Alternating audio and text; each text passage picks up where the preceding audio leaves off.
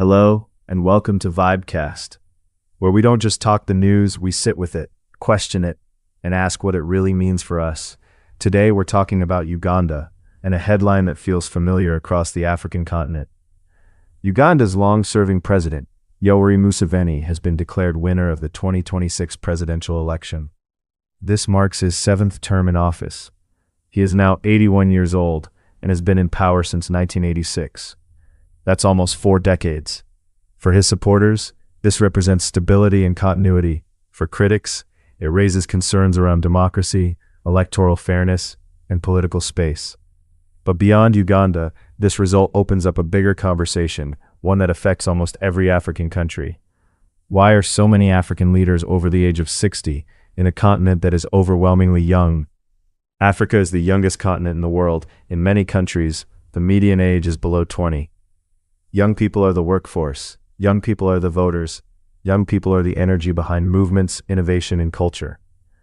Yet when we look at leadership, especially at the presidential level, the picture is very different. Take Cameroon, for example. President Paul Biya is over 90 years old and has been in power for more than 4 decades.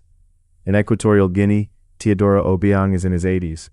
Ivory Coast, Zimbabwe, Uganda, the list goes on. So we have a continent where the majority are young, but leadership remains firmly in the hands of an older generation. And that brings us to a phrase many of us grew up hearing: the youth are the leaders of tomorrow. But here's the uncomfortable question: will tomorrow ever come? If leadership is extended indefinitely through constitutional changes, weak institutions, or contested elections, when exactly does the baton get passed?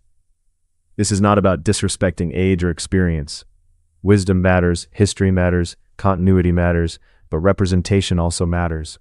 Young people are dealing with unemployment, rising living costs, climate change, digital disruption, and migration pressures, often without having a seat at the decision-making table.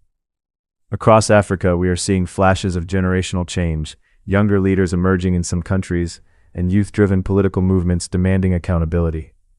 But these remain exceptions, not the norm. Museveni's 7th term is not just a Ugandan story. It is an African story, a story about power, time, transition, and the future. The real question is not whether older leaders can still lead. The real question is whether our systems allow leadership renewal at all. Because if tomorrow keeps being postponed, then a whole generation risks being permanently stuck in waiting mode.